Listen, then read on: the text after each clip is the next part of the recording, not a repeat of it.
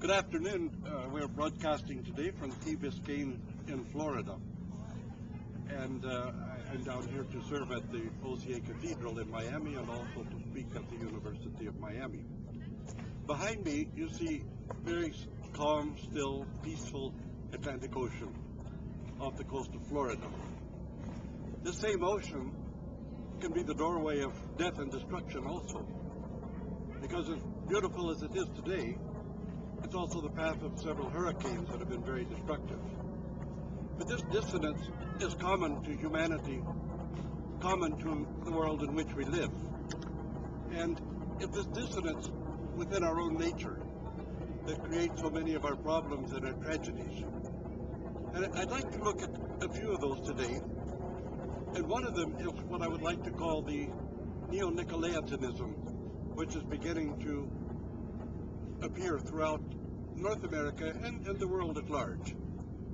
The Nicholaitan Heresy, which is mentioned in the book of Revelation, was named for Nicholas, the proselyte of Antioch, who was made a deacon. And he and his followers left and went back to Ephesus and spread among the cities in Asia Minor. And the apostles would say of them, they went out from us, but they were not of us. The Nicolaitans were a Gnostic sect, and the Gnostics always tried to make a chinchin, or dissonance, between soul and body, as if the two were completely separate, and the body was guilty and the soul was a prisoner of the body. This Gnostic teaching led some people to want to destroy the body by some means.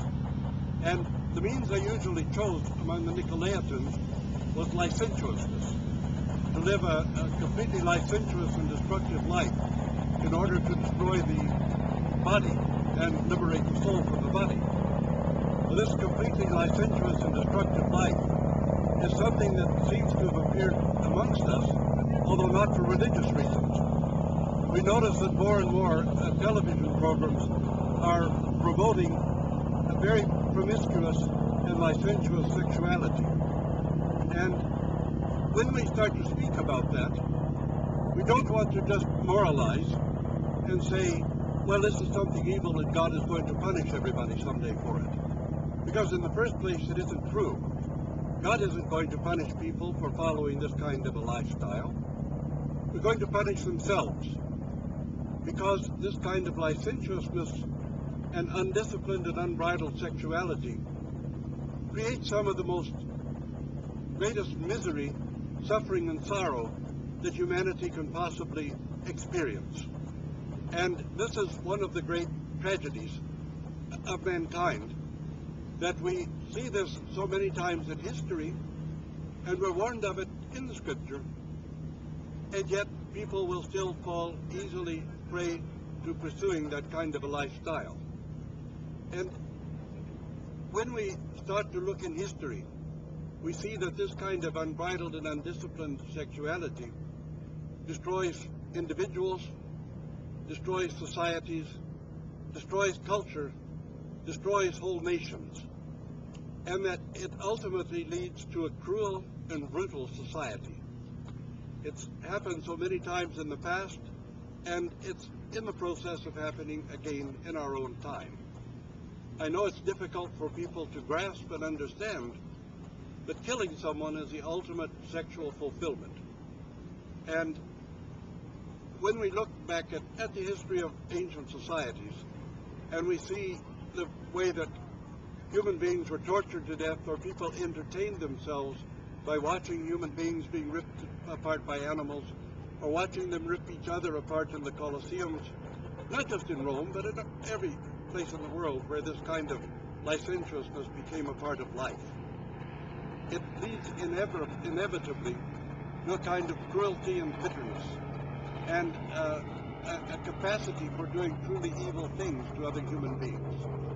And we want to explore this over several broadcasts, little by little, because it's a very serious problem in our own age.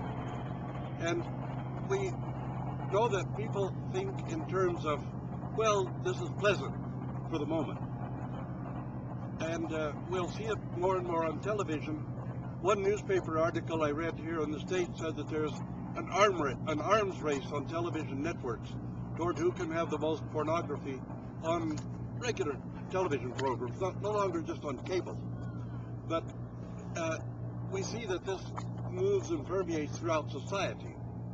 And it's not a product precisely of atheism, because it's not a part of the atheist mentality or thought, but it is a product of giving up our connection and relationship with God that gives us some kind of sense of self-control and self-discipline.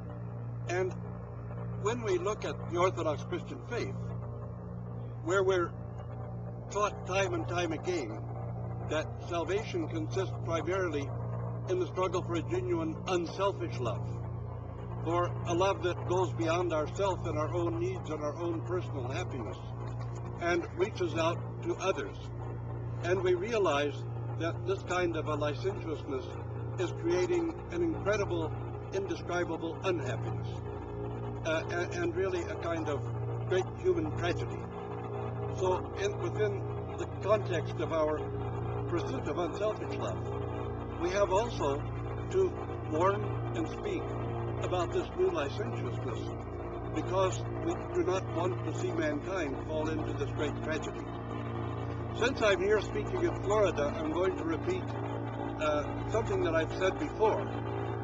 If we're walking in an Everglades park and the Parks Board has a sign, warning, do not step off the boardwalk because of danger of alligators. If we decide to step off the boardwalk and an alligator takes our leg off, we do not say that the Parks Board has punished us. We say that we foolishly disobeyed a law that was there to protect us. But the law of God is exactly the same. The law of God is not given so that God will have an excuse to punish us for something, or because God has a lot of fetishes that he doesn't want violated.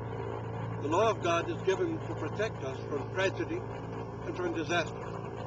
So if we violate the law of God and some tragedy happens, then we cannot say, well, God punished us. We have to say we bear the responsibility and we bear the end results of having refused to listen to the command of our Father. And this is the tragedy in which we're now seeing humanity move in our own present age, where we have this Neo-Nicholaitanism taking over and dominating the society and the culture, particularly of the Western world. We'll continue with this thought and these ideas a little later. But thank you for being with us here in Key Biscayne, Florida, and God bless you. Push the red button.